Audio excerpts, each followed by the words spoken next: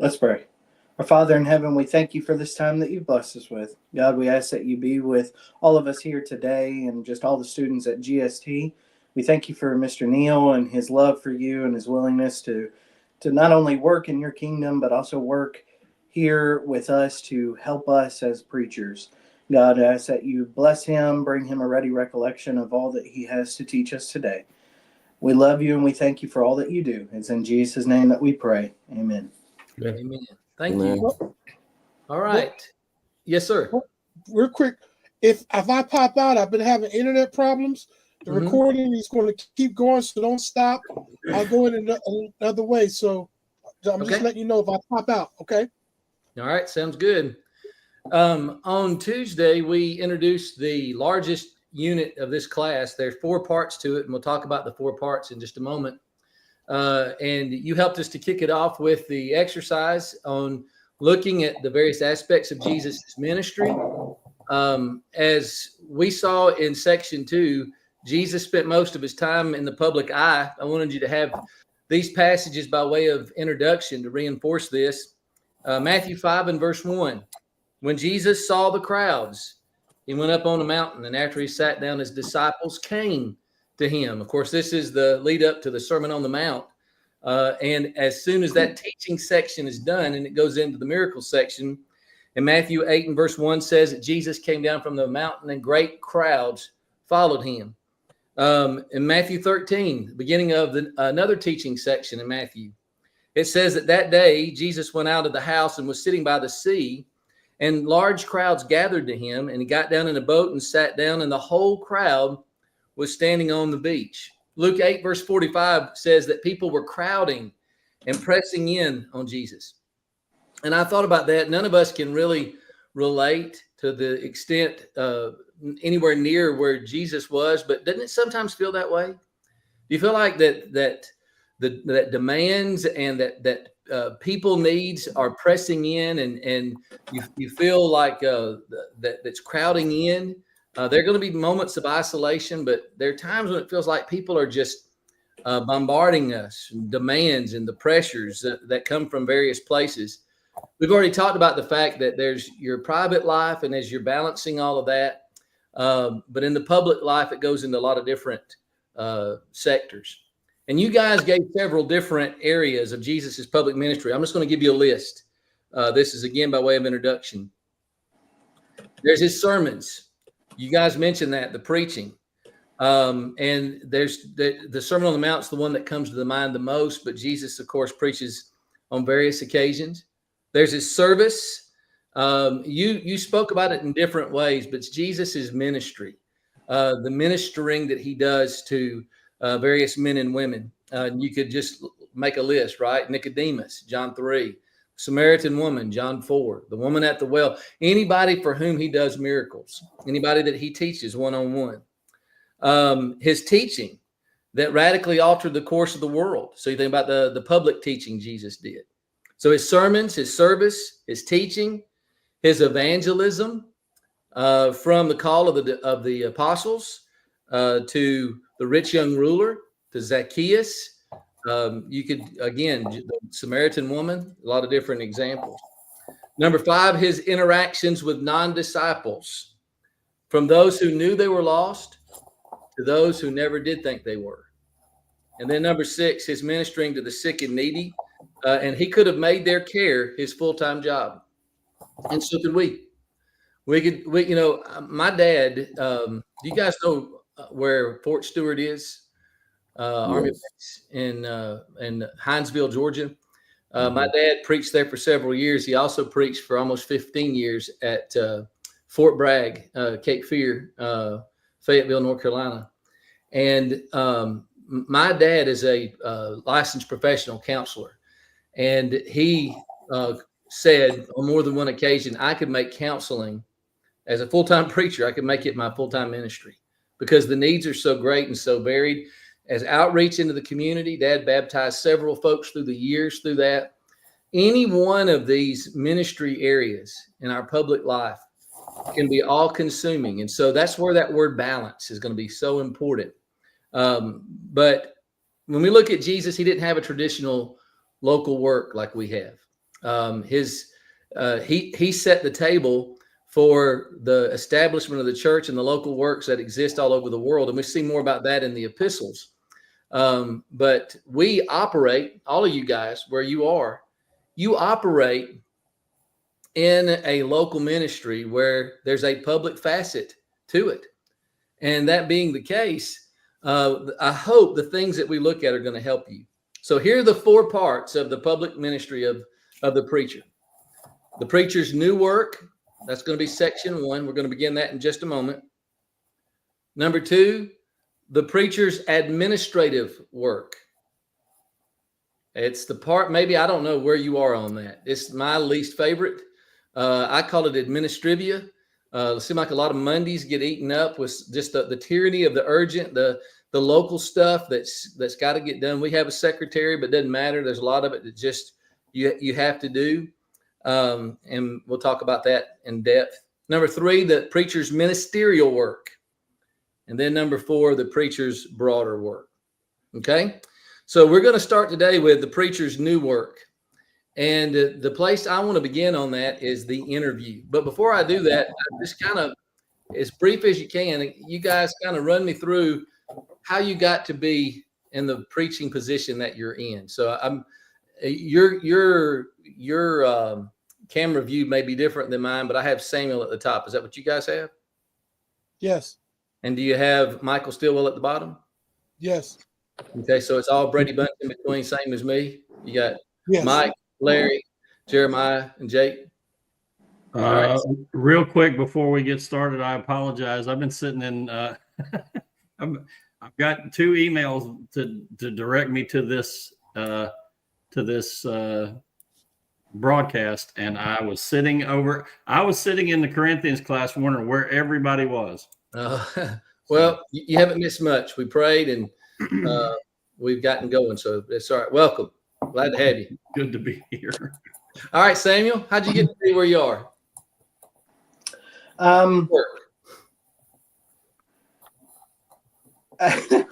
guess one side of it just wants me to say I put in an application for it. No, but no. I wanted to preach. I wanted to do this. I was in youth ministry, and my dad was a preacher. My brother is a preacher, and so that kind of got into that position of what I want to do, kind of thing. So specifically where you are, were you the youth minister where you're now the pulpit preacher, or was that a different congregation? No, I was a youth minister in Kentucky. Okay. And when I got Fulton, Kentucky. Yeah, over in Western Kentucky. Yes, sir. I was a youth minister. I got married, and then we had a child and needed a little bit more funds and everything like that. And there was a job hiring in Dothan, Alabama. And I said, well, I've never lived in Alabama. And so that's how I got down here. Okay. So was there an application process and an interview process? Yes, sir. Okay. All right. Good. And we'll talk more about that. I just want to kind of find out how you got to the place where you are. Mike, same thing. I moved up here to Warner Robins and went to help other congregations. And then I moved to Fort Valley. I moved my membership to Fort Valley and working with Brother Span, and he had another opportunity and he left. So we kind of got it left in our laps. Okay. And they volunteered me to be the preacher. Okay. So from within the ranks of the membership, you filled the position there. Okay. So unorthodox, and I want you to see already two different ways about which this can occur and does occur. Larry, how about you? I think you kind of walked us through some of that. You were kind of mentored by the former preacher. Yes, mentored by another preacher, and then when what happened? You're still good on our end. We hear you. Okay, there we go. Yes, and then once he fell away first, then he got sick and passed away, and then I moved to a Fisher, and from there the brethren down here called me. I did I want to preach down here in Douglas, And so I moved down here today and started ministry down here. Okay. How far? What's the difference between how far? About Fitzgerald? 25 miles. Okay. So did you have to move to a different home? Or you still get to live in the same? Yes. Okay. At first I was coming back and forth, and then they had a pastoral for a place for the preacher here, Parsons. and they asked me to move down here, so I moved in the facility down here. Gotcha. Okay. All right, Jeremiah. So I moved out to Virginia, and I started worshiping here at the Chesapeake congregation. They asked me just to fill in the pulpit one day, so I did. They said, "You did a pretty good job. Do you want to do another one?" I said, "Yeah, sure, why not?" And then they came up to me after that and said, "Do you want to be our intern?" They've never had an intern before, so I said, "Okay, yeah, I'll try it." And so I started off an intern. Eventually, it built up to the assistant minister, and then one of the brothers who stepped down here, who was the full-time minister, he stepped down, and then they asked me, "Do you want to take his spot?" And I said, "Yeah, of course." Okay. All right. So kind of a developmental process where they let you intern, and then you served in an associate type position, and then filled the pulpit when the preacher stepped away from that. Okay. All right. That's interesting to see so many of you have a kind of a similar story in that way. All right, Jake, what about you? Yeah, I was at Faulkner for 4.5 years, and right after I tried out at 2 different places, one in Georgia, one in Alabama, and I was privileged to have my choice of where to go. And I just did a normal tryout where you preach a Bible class Sunday morning, Sunday evening, with an interview at the end, and that was kind of the process there. Okay, so it sounds like maybe you and Samuel have the more traditional means that brethren have resorted or appealed to in order to find a preacher. What was your major at Faulkner? I'm a grad as well. It was biblical studies. Okay, that's what I have my bachelor in biblical studies. All Okay. right. How about Cool. that? Well, we were separated by a few years. Mine was in 1992. Did you get the VP Black Award? No, my roommate Jason Moon did. I got the Bible Merit Award, so I was. Hey, that works too. That works. It was a pretty deep bench the year I graduated. I can understand. Mine was not very deep. So most people were youth ministry, and just yeah. That kind of came along later when Wendell Winkler was there. Guys were beating down the doors to get in. It was a great time, but yeah, that's. How about that? That's neat. All right, go ahead, Michael. I'll try to make this short because it's pretty complicated. When I first came back to the church, I walked away for a while. And when I first came back, I was determined that I was going to be busy. So I said, whatever you ask me to do at the congregation there in Florida, whatever you ask me to do, I'll do it. So a couple of times they asked me to teach and preach, and then I moved back to Georgia, and I went back to the congregation at Corder Road there in Warner Robins, and I told them the same thing. And Dave started using me to help fill pulpits in smaller congregations. And when I got in school, we were kind of responsible for helping fill some of those pulpits. And I, to support myself through school, I was preaching 3 Sundays a month in Lawrenceville, Georgia, and I was preaching 1 Sunday a month here. And they asked me, and I had no intention of doing anything until I'd finished school, but they asked me if I would be willing to go ahead and start preaching full-time here. And of the 2 congregations where I was preaching, this was the one that I wanted most to be a part of. So I told them that I would. All right. With the caveat that I would stay in school and continue.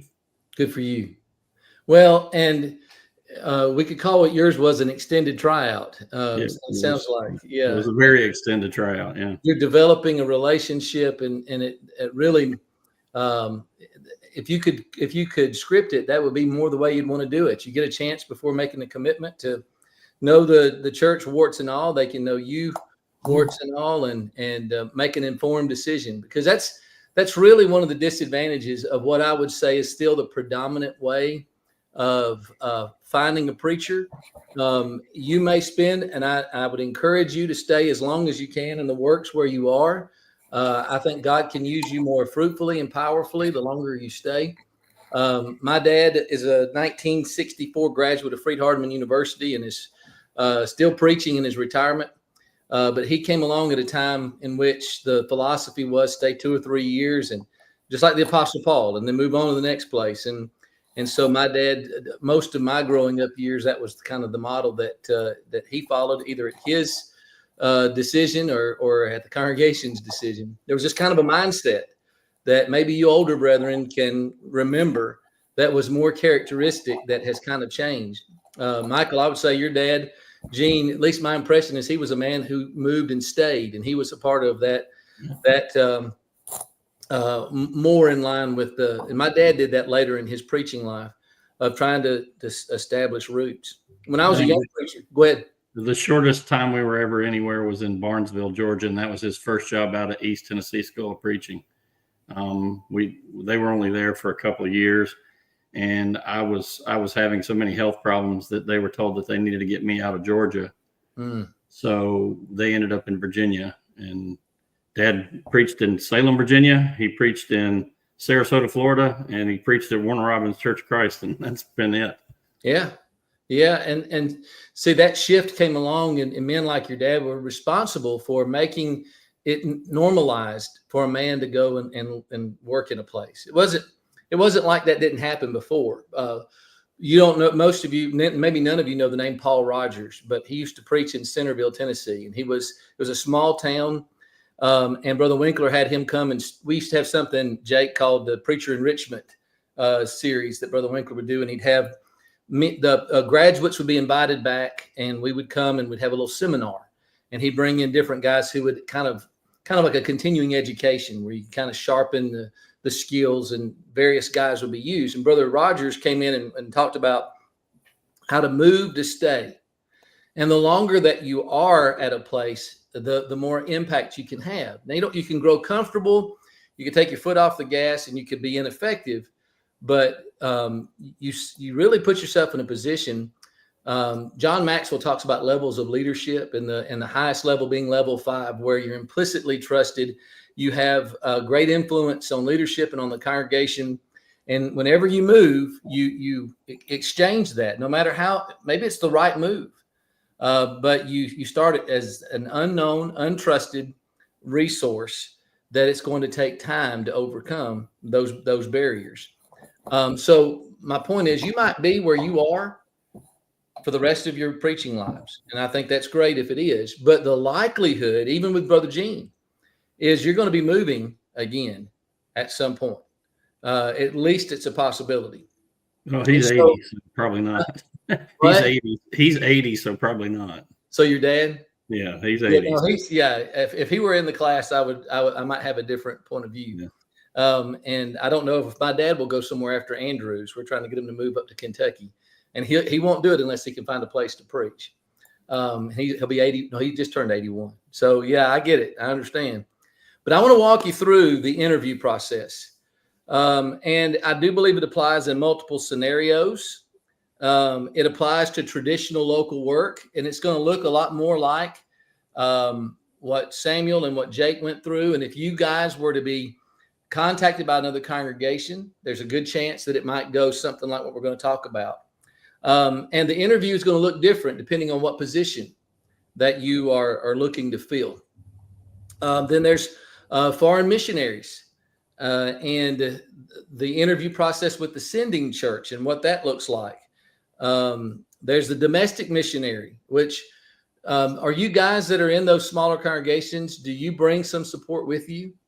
Do you, whether it's military pension or some means like that? Yes. Okay. I think that was part of one of the reasons why, because the church didn't need to fully support me, because I came in with the attitude I'm giving anyway. So yeah, But Well, I'll tell you something, Mike. That is more and more typical. You think about, and we'll have a unit later in the class in the second quarter where we'll talk about the breakdown, the demographics of congregations, and the overwhelming majority of churches in our brotherhood in the States are under 100 members, which brings along with it some possibility, especially as that number goes lower, that you need to have some either support from a sponsoring congregation, some pension or salary or something that you bring. Older guys like my dad has Social Security that helps to augment his. They don't. In fact, my dad he does it for free. He still is the local preacher there, but does that. So there's different ways it happens. But let me just give you the existing system as I understand it.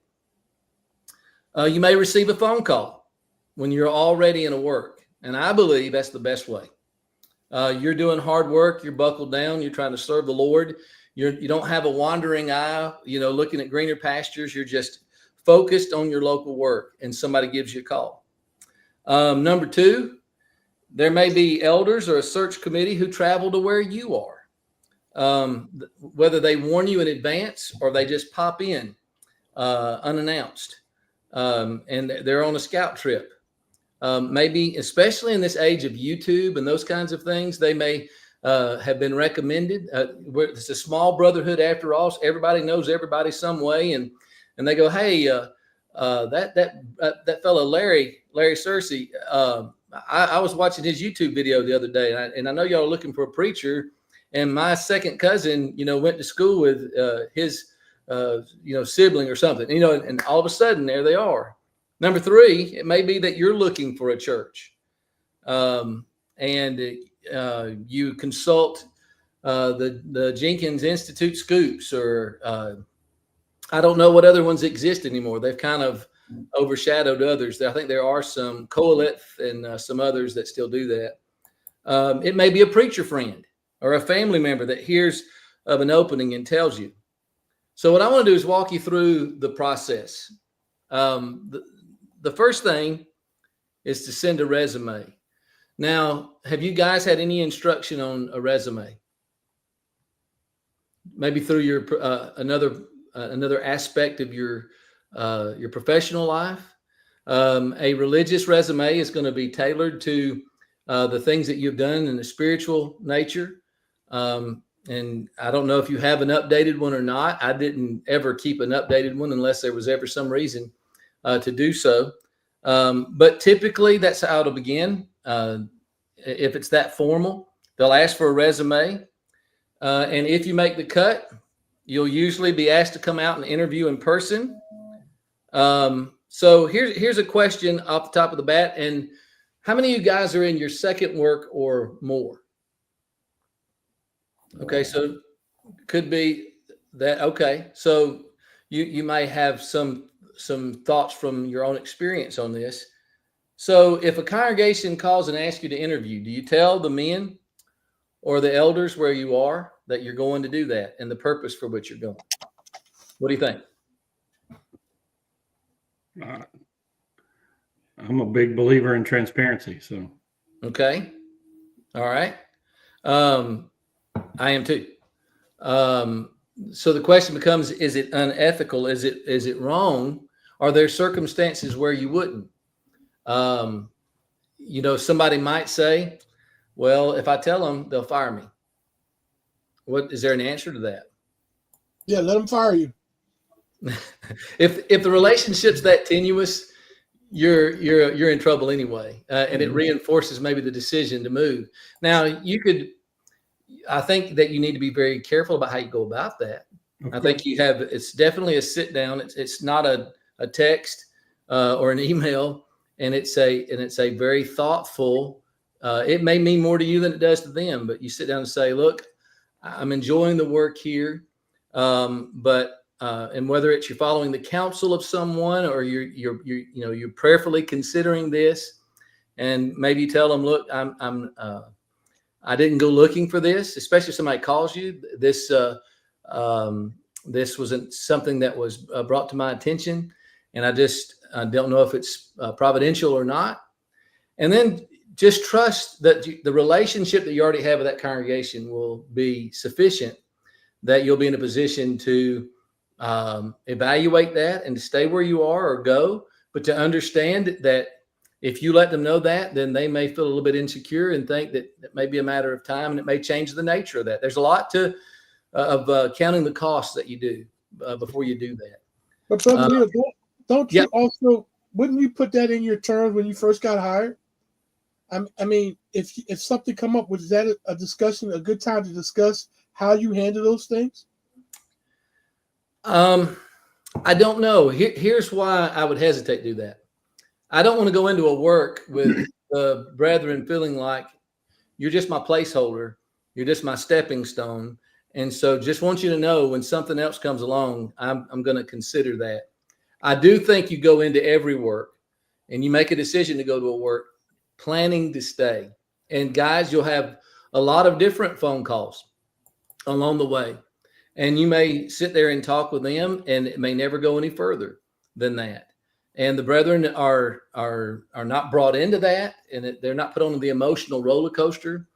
I think if we are considering the good of the kingdom first and our service to God first, that we prayerfully approach everything that we do, then we should have the relationship. And I've done this, by the way, with a men's meeting, which is not as easy because the spiritual maturity level is uneven. And I've done that with elderships. When I went from Virginia to Colorado, I've always had a great working relationship with elders where I've been. But we had almost made the decision to go to Tanzania in late 2003. And two of my elders went with me over to Tanzania with Kathy. And they were going to be my sponsoring congregation if we went to be missionaries there. At the end of the day, we didn't make that decision. 2 years later, not wanting to pull them through that again. I did not tell them at that point. I went out to listen and to the work, but had such a relationship. I came back, was transparent all along the way, but didn't know if this was going to be to move to Colorado, part of the country. And of course, it went well. They didn't feel like I had been deceptive with them. I didn't even have to explain at that time. We talked about it later. Still friends with those guys as to why I chose the way I did. But that was exceptional. When I was 24, and I didn't know where maybe I was going to be able to, if the next paycheck was going to take care of all the expenses or not. I sat down with the men's meeting and told them that I was going to interview in the congregation in Virginia, and didn't know how that was going to go. But God watched over us. But I'm bringing it to your attention because these are questions you've got to have an answer to before you're in that position. And I think Michael's is dead on. Be transparent. And trust God, the God who opened the doors to get you into this service opportunity of ministry is going to be with you. And I think there's something that you said there that we have to consider when we're having that conversation. Do we truly believe that God is still active in our lives? Do we believe that He is imminent in our lives? And if we do believe that, then how can I ignore an opportunity that presents itself? Yeah. And keep in mind, guys, and I've had this happen, you're going to have opportunities present themselves that turn out to be not if you think that every call is God's providence leading you somewhere, it may be a reminder of how good the work is where you are. That's exactly right. Yeah. It doesn't necessarily mean that He's opening a door. It's an opportunity. That's what this whole process is about, is to evaluate. And I have in my notes that maybe you're going to weed out a lot of bad opportunities or troubled situations or things that you're not equipped for through a phone interview process. Never has to get any further than that. It could be that you could set up a gospel meeting or a seminar for a speaking engagement in which you further evaluate. And if it seems like it's going to be something serious, then you talk to the elders or the men. So prayerfully approach how you pursue, if you pursue, when someone either asks you or when you feel like you're in a situation to where it's maybe a time for you to examine that. Be careful about the wandering eye, because after the honeymoon is over with, you're going to get to see people's problems, and you may find yourself in that old model of feeling like you need to move every 2 or 3 years. Try to resist that. All right. So what do you do between the invitation and the arrival? Let's say that you are considering the work. Do a homework on the city and as much homework on the church if possible. See if there's anybody that you know in common that you can talk about, and just kind of get a lay of the land. Take it with a grain of salt. It's one person's perspective, but anything you can do will help you in that. Pray about it, of course. Make an initial pros and cons list. I'm a big believer in that. The old T method, where you put the pluses and the minuses on either side of that, and try to be as exhaustive as you can. If you're married, get your wife involved in that. Speak with a former preacher and anyone that you are familiar, that you know who's familiar with the work. All right. And then once you're there, what do? Be available. You may meet with several groups, depending on the size of the congregation. They may have deacons. They may want to spend some time with you. The elders, of course, will want to spend some time with you. Maybe young adults, young professionals. It depends on the nature of the situation. Your active members, some demographic, maybe the elderly. I've had that happen before. And I had it here to advise you, don't trip on the red carpet. Keep your eyes open. Look and listen for red flags. I liken this to when I'm doing premarital counseling with somebody, I want them to be aware of the fact that if there are red flags, you hurt yourself to ignore them. If he is abusive to you now, there's nothing about the wedding ceremony that's going to change his character. If she is prone to be flirtatious and you can't trust her with other men, don't think that getting married is going to change that at all. So, the same principle applies when we look at a work. Sometimes we feel like we want something to work so bad. Maybe it's geographically, maybe it's some aspect of the work that's appealing to us, whatever it is, and we may just completely ignore. I just know more preachers than I can count who made decisions to ignore red flags and go somewhere despite that, and they live to regret that pretty soon. That's not to say that you're going to find a perfect work, because there's going to be problems everywhere, but not all of them, would you agree, are of equal weight. There's some things that can be harder. Yes, sir. That's that idea of my milkshake is better than yours. You've caught yourself in competition, and you go back to not allowing God to work it out. I heard a gospel preacher tell me that for a preacher really to be effective in a work, it takes him 3 years to know the congregation. That's right. And I understood what he was saying, because you need the history and the background of some situations when you're trying to deal with certain things. Yep. I was in the store one time, and I came out of service, and a man said to me, his wife and him said, "Well, you're a member of the Church of Christ." I'm the minister at Fort Valley Church of Christ. He said, "Oh, you're the people that preach no instrumental music, and everybody else is going to hell." And I didn't respond that way. I said, "Well, I would love to have a Bible study with you." He said, "Well, no." And I said, "Well, I'm sorry somebody preached to you condemnation, not salvation." And I kept my cool, because I realized that the soil had been tainted. Yeah. And so that affects me. But I had to look at it in a positive way, that I can reach souls if I trust in God and do it the right way. Yeah. You're even though you're new to the situation, you're judged by the existing circumstances of that church. Well, and you think about the fact that when you first get to a place, you're getting to see people at their best typically. And it's only when problems and crises and trials come along, whether it's a sin issue or if it's some kind of tragic situation, sickness, illness, death, it's the highs and lows of people's lives that let you know who they are, how they cope, all those kinds of things. And so that just takes time. Yeah, 3 years is probably a good crisis point or pivot point where you begin to really know the work. You don't know, folks. And so we'll talk about what you preach when you first moved there and those kinds of things. In the interview weekend, though, or whatever it turns out to be, it's usually a weekend. Watch your pace. Don't let all the meetings overwhelm you. Make sure that you have some time to evaluate what's going on away from those things.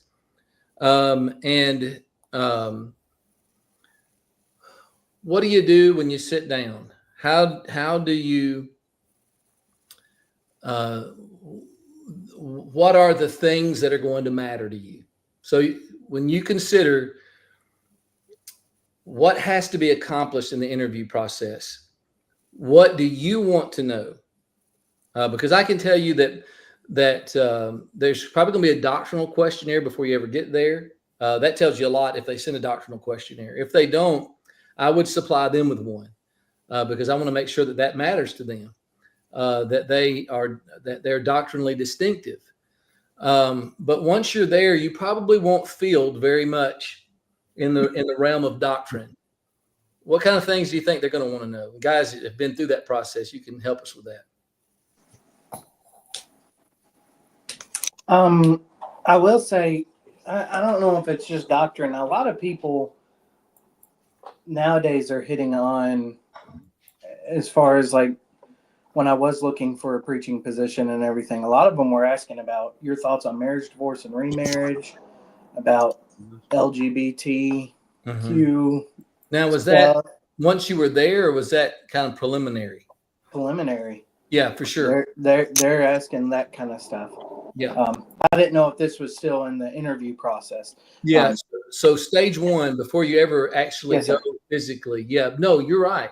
And if they don't, now you don't want somebody to be issue oriented, but if they don't want to know any of those kinds of things before you ever get serious about whether you come out there, then that's when I would say, well, I appreciate, I'm honored that you're asking me, but I would like to know, if you could tell me kind of succinctly how you feel about, and then I'd have something kind of prepared for them. Don't make it 86 items, but 10, 15 really broad things that could really, their view of inspiration, their view on baptism, some things, so some things that really give you a bearing on how they approach Scripture.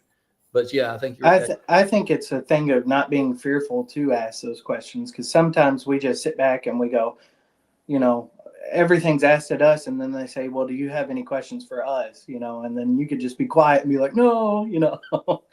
I think especially on those kind of things, if you're meeting with elders or really men's meetings, I would really hammer some doctrinal stuff with men's meetings as well, because of the vast variety of people that you're dealing with. Well, and it helps you to know, let's say in a men's meeting situation, which maybe most of you guys are in, you need the dialogue to find out, because just in asking several questions, you'll begin to get the group dynamics. Who's kind of the leading voice? Who has a lot of influence over the group? Who, when he speaks, the others kind of defer. That's going to be the guy who's going to carry a lot of weight in the direction that things go in the absence of an eldership. And even if he is on the right side doctrinally, there's going to be more to this work than the doctrinal side. And you want to find out if everybody overly defers to one or two guys and they're not elders, to me, that could be, I'm not saying it is, but that could be a red flag. And it may create great difficulty for you in that work. All right. You got to think that a lot of the smaller congregations are maybe 2 extended families, maybe 3 extended families. Yeah. And when you get into a situation where this is their family church, then you are in for, I hate to use the word, but you're in for a power struggle is what you're in for. Yeah. Yeah. How do they get along with each other, and how does their view of doctrine change when it affects their children or their grandchildren? Yep. There's a lot of, but here's the unfortunate truth. You can't know everything about a situation going in. It may take you years to figure all that out, but you do want to see if there's a congenial working together kind of a relationship going on between those guys. You do want to know where they are doctrinally. Hopefully that's taken care of before you ever go to the trouble and expense of going there. My opinion, in my experience, doctrinal stuff is more secondary when you're there in person. They're not as concerned about that because they've already vetted you, they feel like. And in this age of YouTube, you can vet them, they can vet you, or Facebook Live, whatever it is. You have some way to evaluate the flavor, the feel of the congregation where they are. So those kinds of things aren't typically predominant in an interview process. What can you think of some other things it might be? Financial. Yeah, Financial. Right. So how do you handle that? Well, here, how has that been handled with you guys? What is a way that when you get to talking, which means you're pretty close to the finish line if they're talking money. Well, how is that framed a lot of times? Awkwardly. It's framed awkwardly, but what I'm saying is what the position of the church is, as far as though, is the building paid off? Are they on property? Because that changes sometimes how you approach certain things. And if you don't know, and then you have to not be biased of your experience, because I know of a congregation that because they didn't like the leadership, they withdrew all their money to force the leadership to do what they wanted. And because they had that building note. And that is, man, woo. You're going down the wrong road. There, I don't know that I want to volunteer for that one. That sounds like there's a lot of mess to clean up. Exactly. Well, and you look at your own financial situation. Unfortunately, you in every congregation, you have men who have a business background who see this strictly as a business decision. And so, what are you trying to do in a transaction? You go buy a car. What you trying to do? Trying to get it for as cheap as you can get it. As cheap as you can get it. And so, I don't know if it's ever been put to you this way, but so what can you come for? So how do you answer that? Do you go back and you take your own budget and you whittle it down until you can't put a piece of paper between you and the obligations? Yeah, I think I was chosen here because of my situation. If I'm being completely honest, several of the men knew that I did not have a family that I was supporting, and that it was only me. They have a paid off building and a paid off parsonage. So, you're going to get into situations. If you're like me in the situation that I'm in, they were some of them that were, that said, we've always hired a married man. But then there were others that were like, well, a married man has other obligations and he don't. Well, that's not just financial. It changes how you approach your time. That's right. Yeah. And so let's make sure we understand. I'll get to you in just a second, Jake. Everybody's coming from a unique situation, circumstance. And I love the way you're approaching this. You're looking at it from a kingdom perspective and what's good for the kingdom. And there is a spiritual side to what we do. And there is also a financial side to what we do. We have a responsibility, especially for married and we had kids. 1 Timothy 5 and verse 8, I think the application applies. Is we've got to take care of our own. We have to provide for them. You're never going to get rich being a preacher. That's not the aspiration. What you are wanting to do is make sure that you can adequately support yourself and don't have the stress of demands. If you've ever been under financial duress in ministry, it is distracting, or in any job. It's tough to do the work. Yes, sir, Jay. Oh, I was already unmuted. Okay. I think the best way to do it is it's just good for anything. Come in prepared, know what you need, know what you'd like to have, and work off of that and be transparent and open about it. I think that's the best way to do it is to be thoughtful rather than it just be, oh, let's throw numbers in the air. Seat of your pants. That's not going to, and hopefully you guys work from a budget. I would advise that anyway. And in that budget, it should be something, and you want to walk the line, right? Because you already are in somewhat of a glass house, and to be able to preserve some dignity of privacy is good. But I have always liked to try to turn that around. Whenever I've been asked that, what can you come for? I don't want to give the first figure. I say, I know you men will be fair, and I'm willing to hear what it is that you would suggest. After a first work, what can work to your advantage is that you have a salary that you're already making. And if there's a big difference, you can demonstrate what that is, and hopefully from that, as Jake said, be prepared to explain that this is not extravagant. This is all of these dollars are allocated in a certain direction for both the present and the future, right? But I'm a firm believer that if you look and say, man, the opportunities for growth here, the opportunities reaching the community, the name of the church in this community seems to be good. There seems to be an attitude, a desire to serve, some commitment from members. I do believe that Jehovah Jireh, God will provide.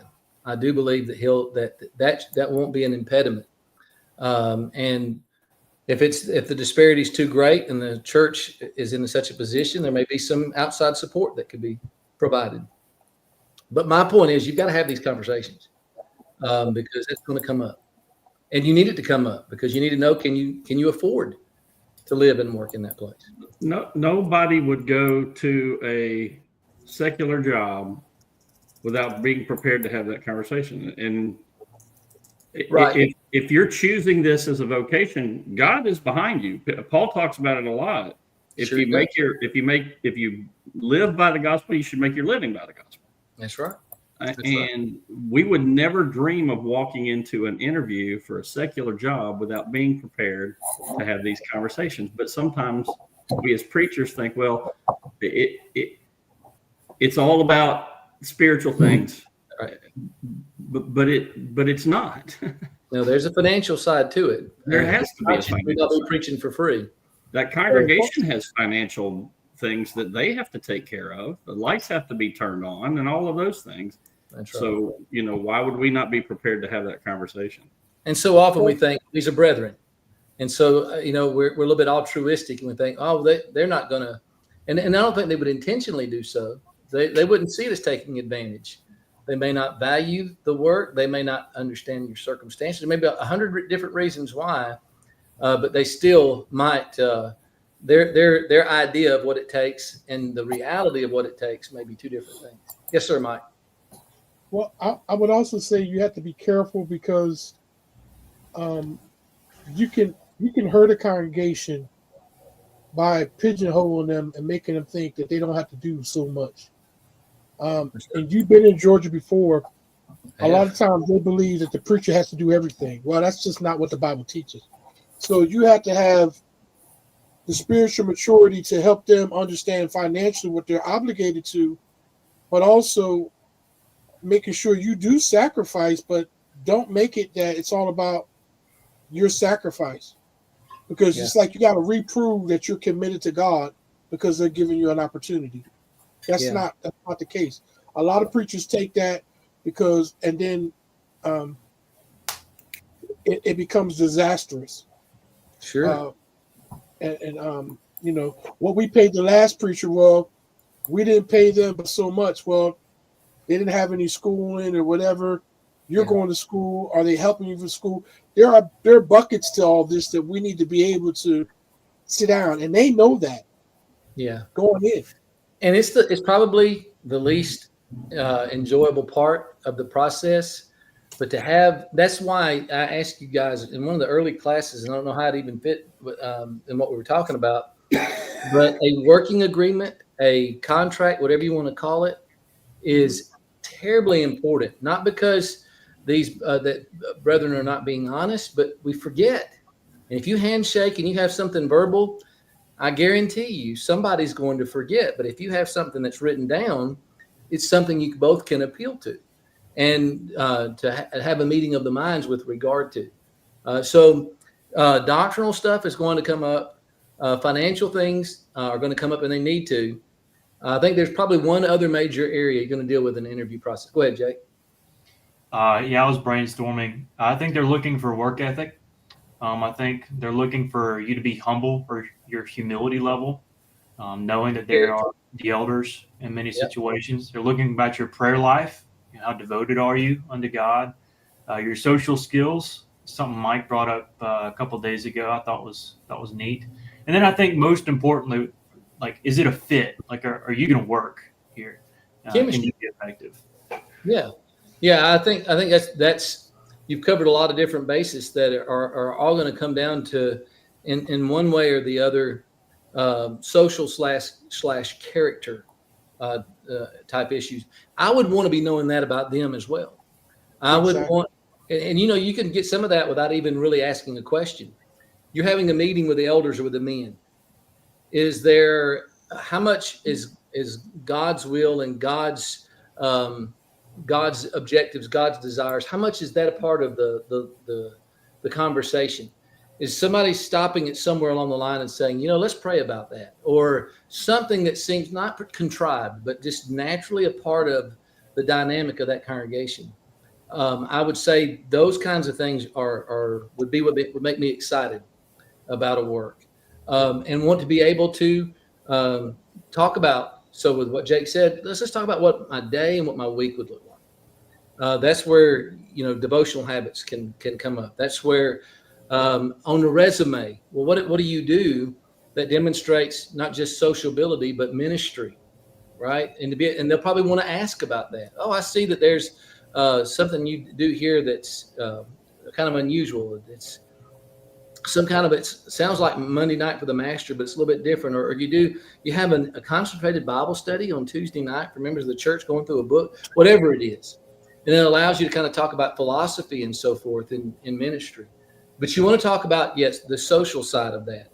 If you're married, they're going to ask, is your wife supportive of the work that you do? Tell us about, and maybe I would say if you're married, have your wife in the room. If you feel like she's equal to that, to be able to converse and talk. Maybe they'll want to talk to the ladies.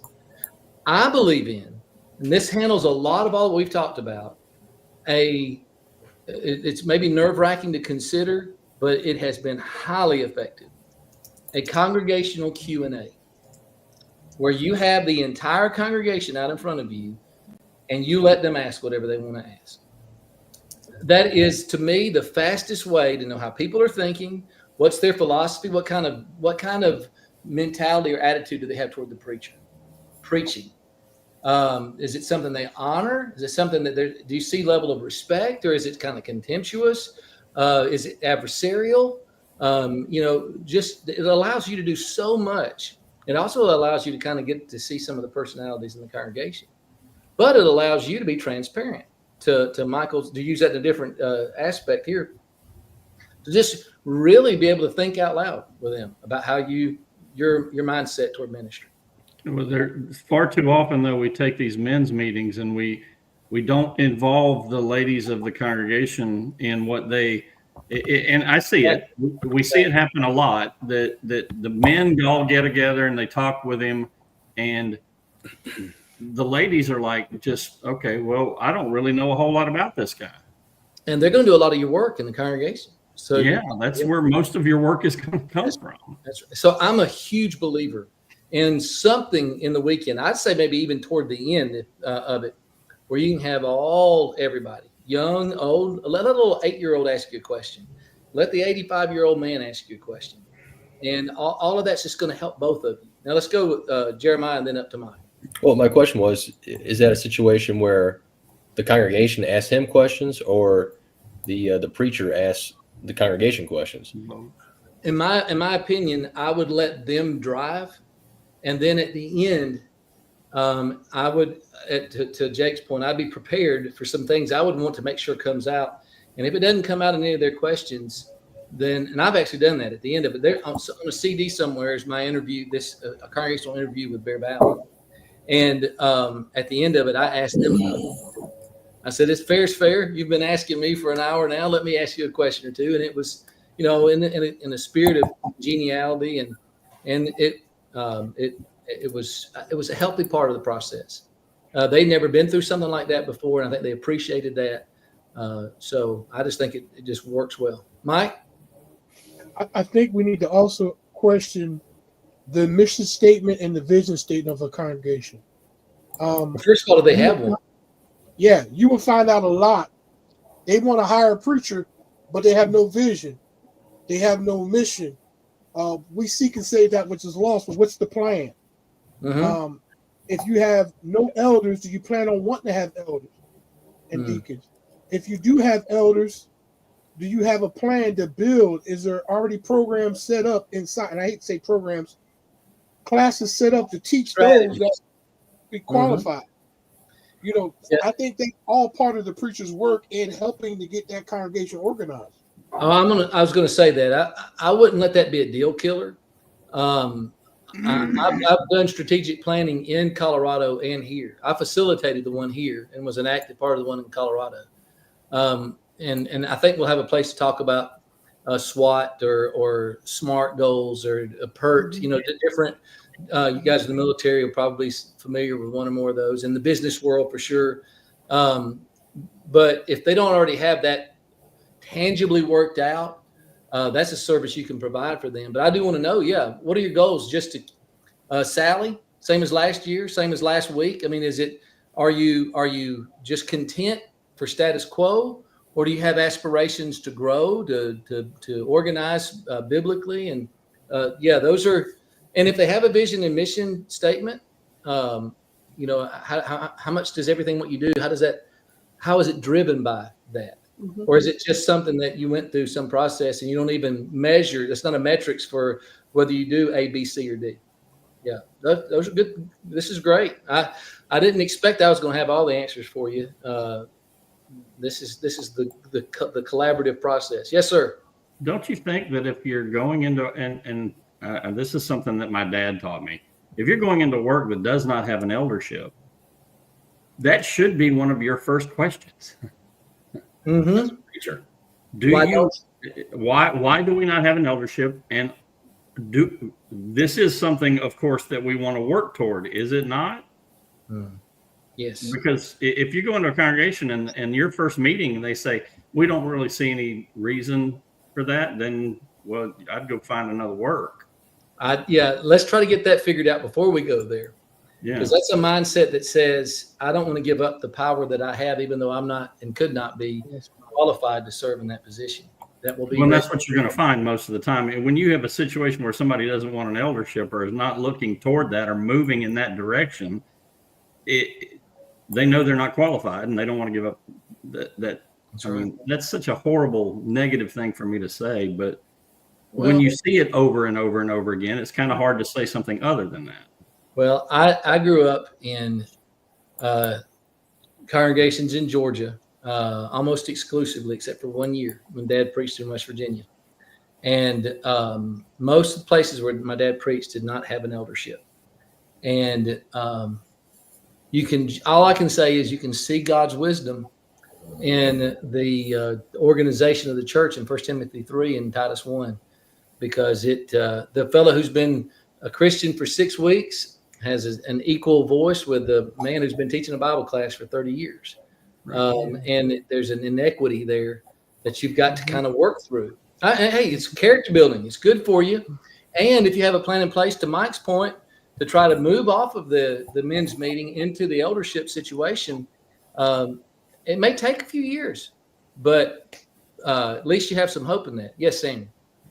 I think it'd be also good if you're dealing with a men's meeting to talk about, do you have plans of establishing an eldership? Yeah.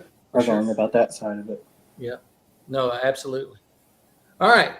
So there's no way. I've learned this long ago. I can't prepare you for every scenario that's going to come up in an interview process.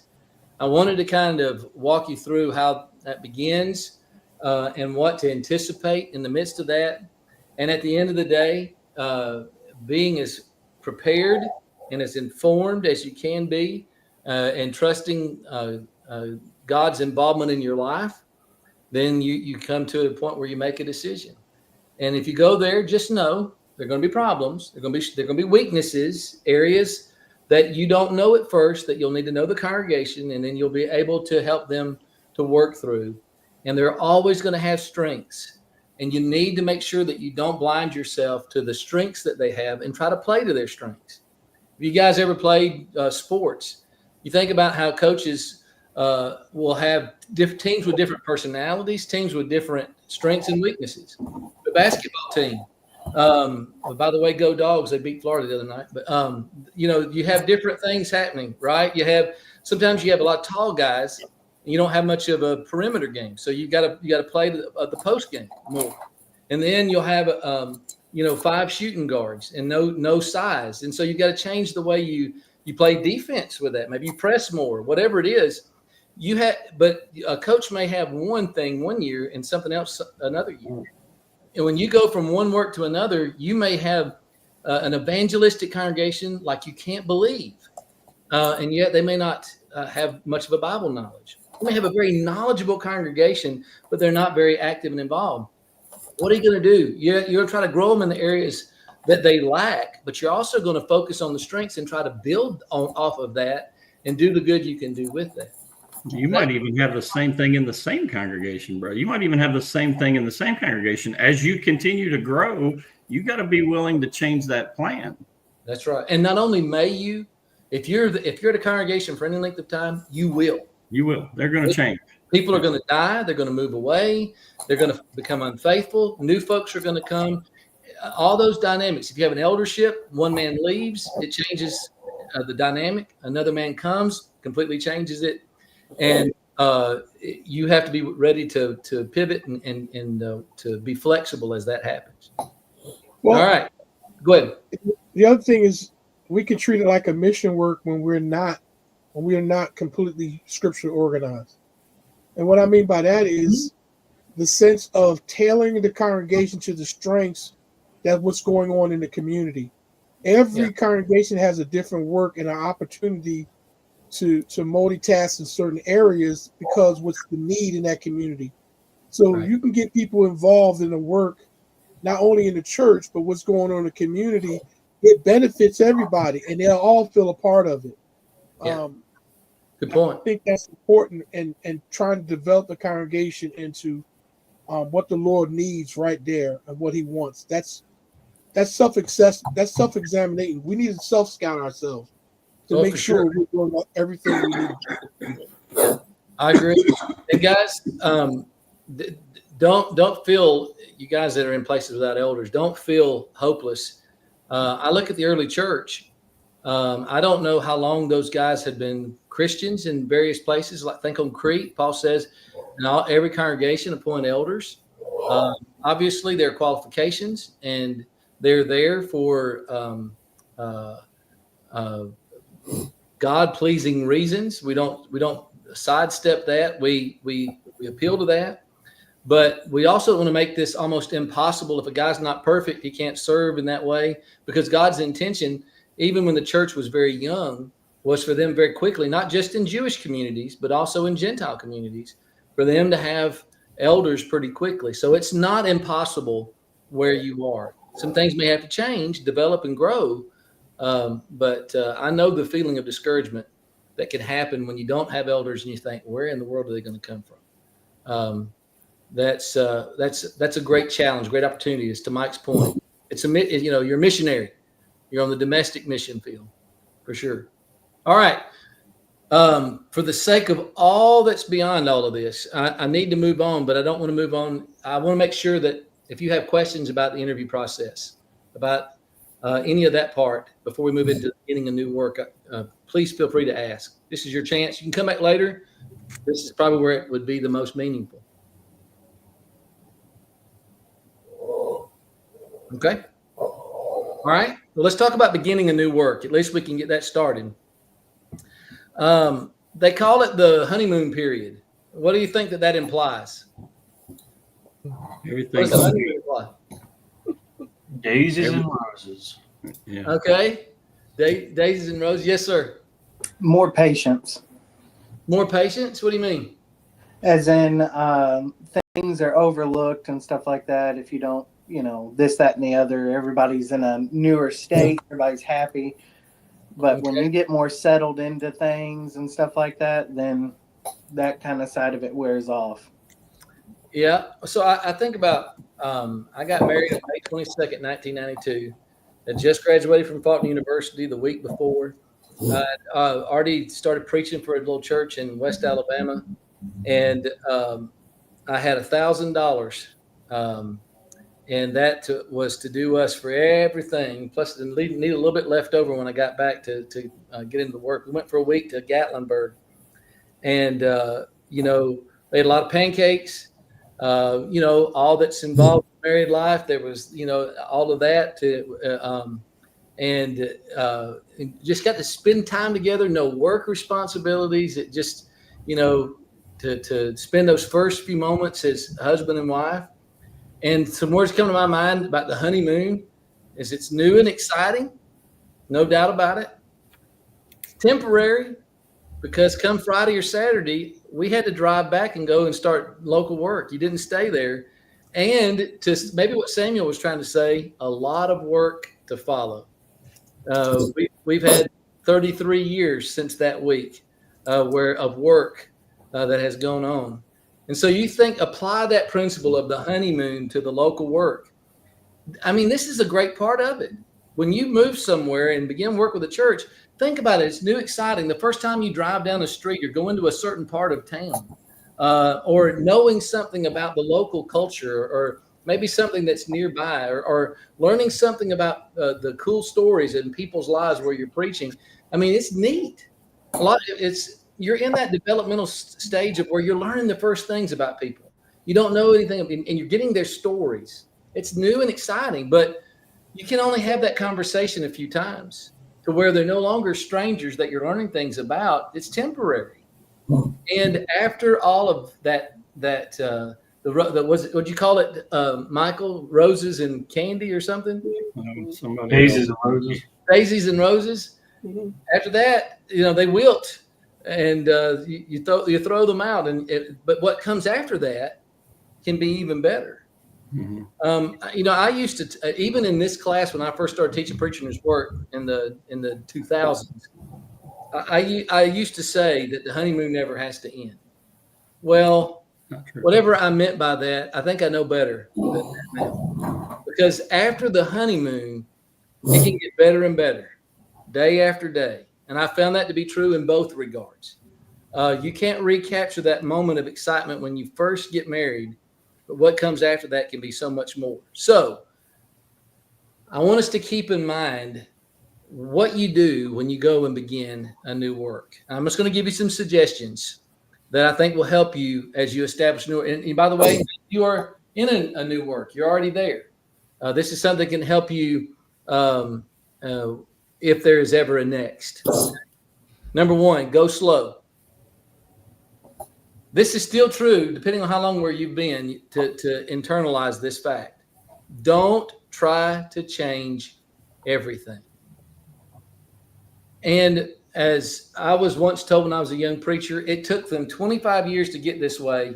You're not going to change that overnight. Sometimes we come in like gangbusters, and we've got we think we know what they need. We come in there and we're going to change. We see attitudes that need to change. We see practices that need to change.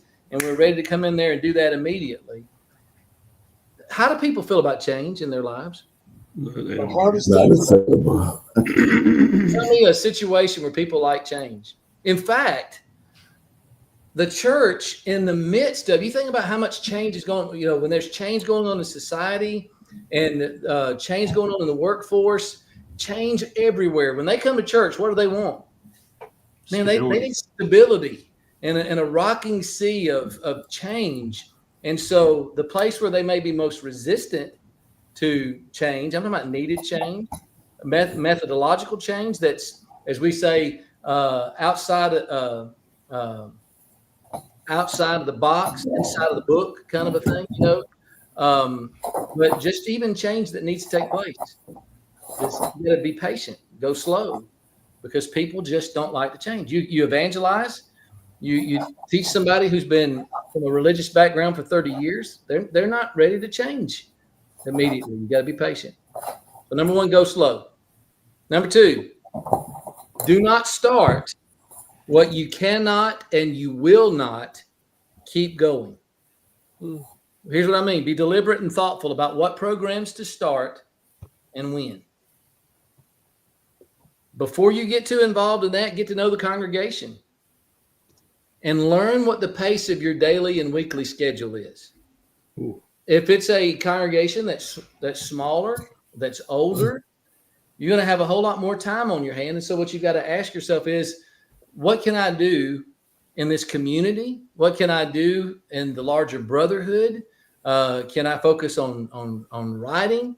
What are some ways that I can help to strengthen this congregation? What ministry can I take on? Maybe go into the hospital, be a chaplain. I was police chaplain in Livingston. Opened a lot of doors, baptized the assistant chief of police and his wife. And it's just the pace of the work was slower there. And I created opportunities that weren't already pre-existing or expectations there. Okay? Yes, sir. I don't want to take too much time, but there's a really cool story of Thomas Jefferson when he built the University of Virginia. He didn't put sidewalks in. He waited 2 or 3 years to watch the footpaths of people, and that's where he put the sidewalks. That's an example of what you're talking about. We need to find out what their footpaths are. Absolutely. Before we start digging into a bunch of stuff. Yeah, you can't know those things. And you may have an idea of what it would be the most, from the outside looking in, what's the most expeditious, what's the most productive, and then find out that it doesn't necessarily line up with where they are and how they are. That's good. But whatever you do as a ministry or a program, a lot of times, or what are a practice, what is done as a service very quickly becomes an expectation, and that's not necessarily a bad thing. I started back in the late 90s. I started an email called Daily Bread, and I did it as a service. And it takes time. And I did something here called the Lehman Learner, where I would take a chapter of the Bible and I would go through and kind of diagnose that and give some application. And it was an extra. But guess what? That became really, it became an expectation. This is part of the ministry that's being done. So you want to give thought to that as you get started in a work, and don't overload yourself. Don't overwhelm yourself until you know what the work is going to be composed of. Number 3, exercise hospitality. If you have elders, eventually have them all over. If you have coworkers, have them into your home. But here's something that all of you can do, and I recommend it. I may have mentioned in an earlier class doing the alphabet game. I think a couple of weeks ago. Divide the directory. And this is good if you're single or married. It really doesn't matter, because here, let me just kind of walk you through what we've done. It's just one way. And I'm sure if you come up with a better way, please let me know, because I'm always wanting to improve. But we would invite A, B's, and C's to our house. Have them come and say, bring your favorite sandwich. So you don't have to be a culinary expert. And then you provide napkins, paper plates, and plastic cups, and maybe buy a couple of 2-liter drinks, whatever it is. And then just have them into your home. And you can either have that be a time of fellowship, or it can be a time where maybe if you want to have it have an end to it, a natural end, maybe you ask everybody to tell them your conversion story. We ferreted out some folks that actually weren't New Testament Christians in the alphabet game, that people thought were Christians when they started talking about being sprinkled as an infant. Now, it's a story for a different time as to how they got to where they thought they were members, but this just came out. But it also provided everybody a chance to give their story, and it gave you a chance to know them and for them to know you, because I always tell my story. As a preacher, I was baptized at 9 years old in Cairo, Georgia, and it nagged me for decades. And when I was 47, I was baptized again. It just ate at me. I mean, I've been preaching for a long time. I got thinking, maybe I did. I'm a preacher's kid, but I just want to not have this in the back of my mind every once in a while. And so that really, you have that Baptist sitting there who has been, thinking for a long time that what they did fit with the New Testament when maybe in their situation it did not. And then they hear you say that, but anyway, there's a lot you get to know each other better, is my point in all of that. And you get them to know each other better, and you're building cohesion and unity in the congregation. But find a way to be hospitable. And I don't think there's anybody who's limited in that regard. We can all practice that. Okay. Thoughts? No, go ahead, Sam. I was just going to say, I think that side of also building that congregation up together, of you're inviting people that might not have ever come to something together, at something, everybody's got, especially at larger congregations, everybody's kind of got their friend group that they're really close with, that they get close with and everything. But on your changing everything, I think it's important to really, like you were saying, get a feel for the work and seeing what's going on. But there's patience that needs to be involved with it. I put down, like God with Israel. It took God hundreds of years of patience to lead Israel to be ready to hear the gospel. Yeah. And so we can't think that, I got a better plan to fix this congregation than God did for a whole entire nation. So that's right. And it's funny. I think about the book of Malachi. I mean, that's at the end of the Old Testament period, at least in the prophetic works, and how patient God had been. They've been in the Babylonian captivity. They've been back now for over 100 years. And the book of Malachi is a series of questions where God's saying, basically, with perfect patience, I can't believe you still don't get this, right? And so, if God had to show that manner of patience with the vehicle through which Christ was going to come into the world, we owe it to the brethren that we're serving to be patient and give it time. Yes, sir. To piggyback on that, think about Jesus spent 3 years night and day with those disciples, and they still didn't get it. He's standing on the cloud. They still don't get it. That's right. They still don't understand. Yeah. Good point. We got to give them at least 3 years. At least 3 years. Yes. Yeah.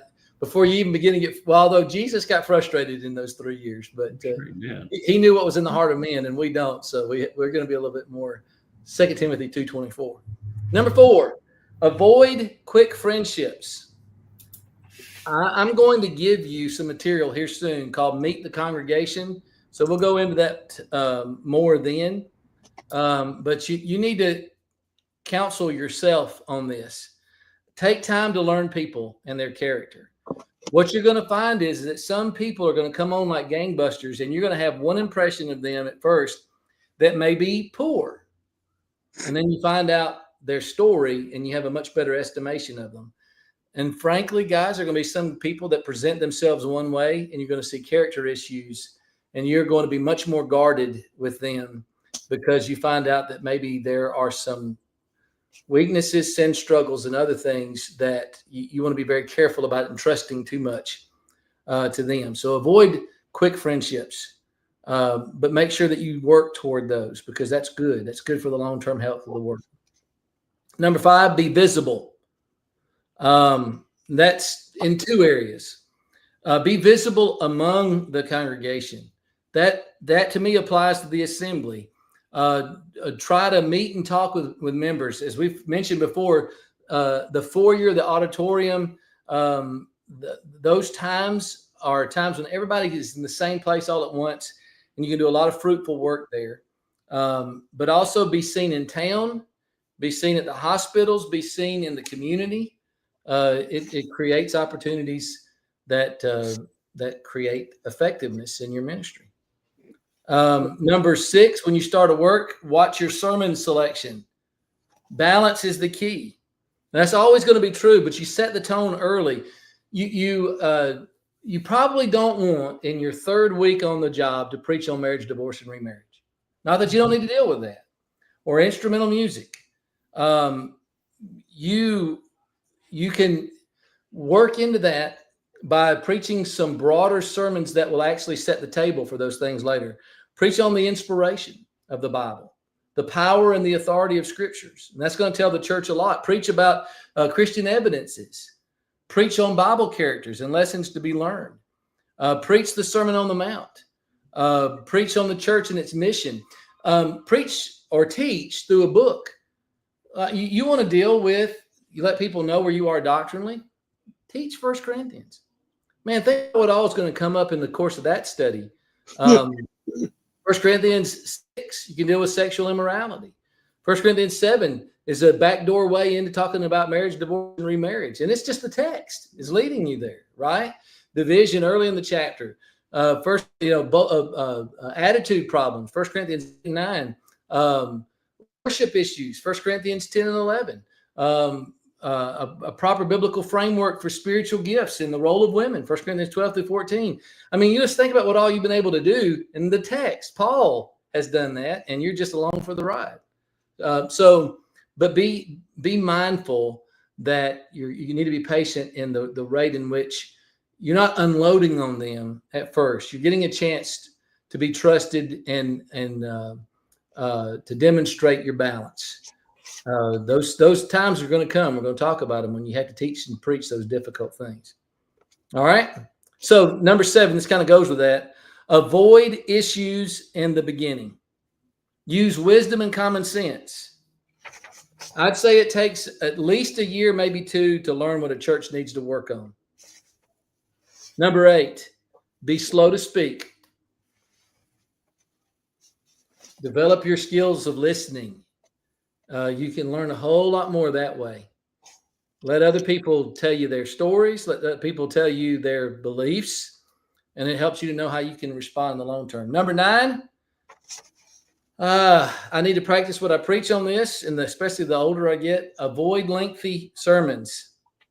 It's good self-discipline. I am not a fan of the 18 to 20-minute sermon per se.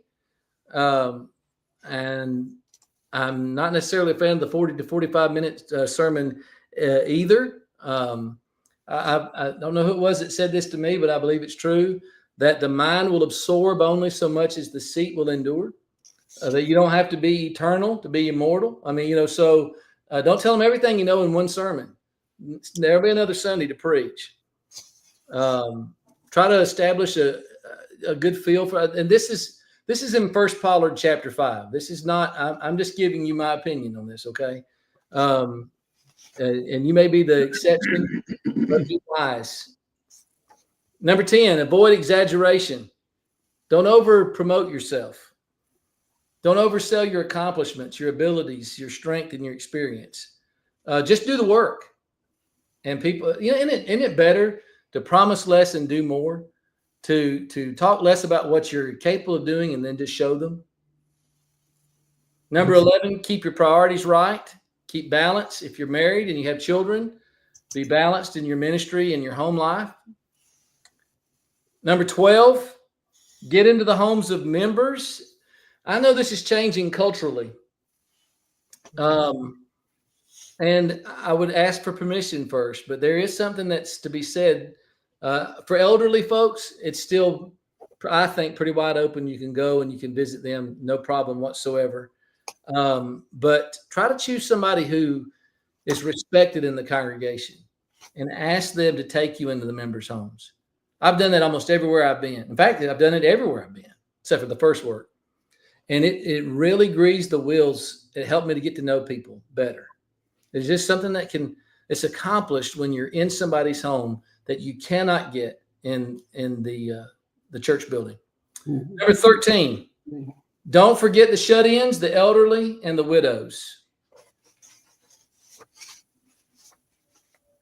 And then number 14, get introduced to the people of the city as soon as you can.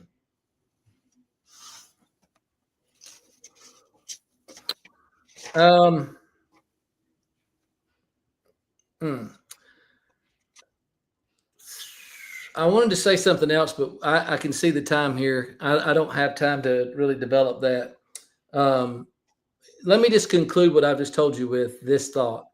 Have the idea of moving to stay when you go to a new work. Have the mindset that says, I'm going to be here as long as I can, as long as the Lord wants to use me, as long as I can be effective here. And know that there's going to be greener pastures placed in front of your eyes. Be very wise about that. And try to think about what's best for the church, not just what's best for you. In fact, don't think primarily that way. All right. Even though that brings us a couple of minutes short, I'm going to stop right there. Any questions, comments, things that have been missed? Well, I would tell you, Brother Paulo, I appreciate you putting your employee agreement when you did with Bear Valley into our syllabus. It's quite fascinating to see all the distinctness that you have in here of the different responsibilities for the preacher and the clarity in it. It does a lot. So thank you for sharing that. Oh, yeah, sure. And I don't think I have the what would have been the Lehman Avenue agreement. It's a little different, but pretty close to that. And I'd have to say that was probably at least mostly on the part of the Bear Valley congregation that provided that. But it does tell you maybe I think some of the things that would be helpful to have, and to try to if you have to build it and say, hey, what do you think about this? To have something structural, because it helps them and you. All right. What else? Yes, sir. I've back to the excuse me. Get into the homes of the members. Get into the homes of the people that are not attending. And what you said was really, really powerful, because I've seen it fail with other people. The preacher gets in there and he goes straight to that house. Well, that's just not a good plan. You need to, and I've told everybody here that if there's somebody that's not in these pews that you want to see back in these pews, they don't know me from Adam's house cat, man. So you're going to need to take me. Well, and it's you have a prime advantage because you're not tainted waters. You're coming to this fresh, and you come in there and you have, when you first move to a work, it is ideal. You can come in and say, I'm trying to meet all the members of the congregation here.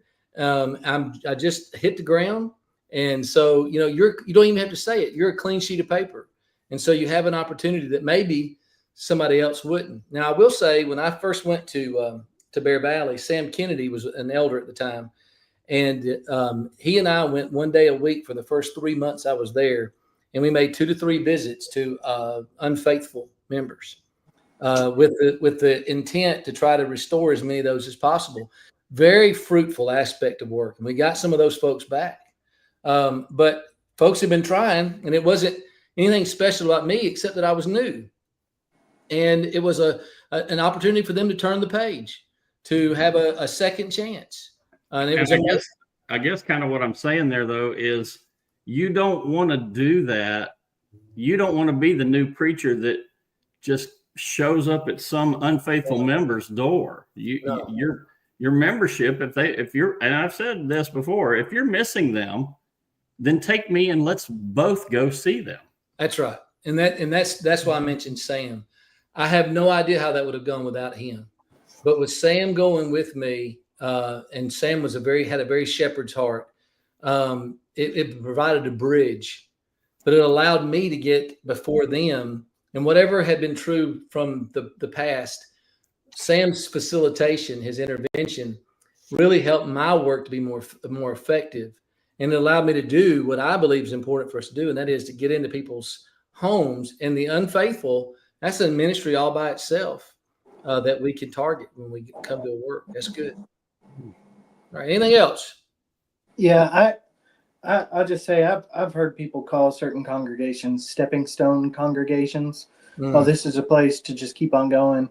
My thought is, the congregation that's hiring is looking for someone to come and actually fill that need, not to just be a thing to put on a resume. Absolutely. I agree. And we should look, I mean, don't do God's work for him. You go in and you just do the hardest, best work you can do. And you let God take care of the rest of that, and see how much you can do where you are. And that should, I think, always be we'll talk about ending the work on Tuesday. We'll also, by the way, kind of give you a prep for your midterm. And that's what you'll do on Thursday is take that. Okay. All right. I see the time. We're 11:01, so we're past time. So let's close with a word of prayer.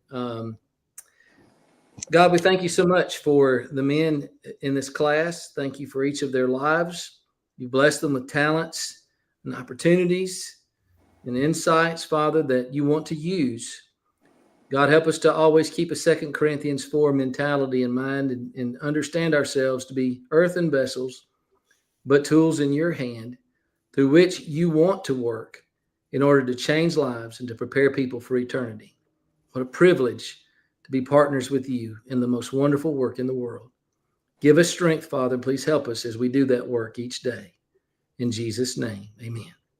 Amen. All right, guys. Preach the word Sunday. Thank you, Mr. Neal. Every other time you have the opportunity. Thank you, brother.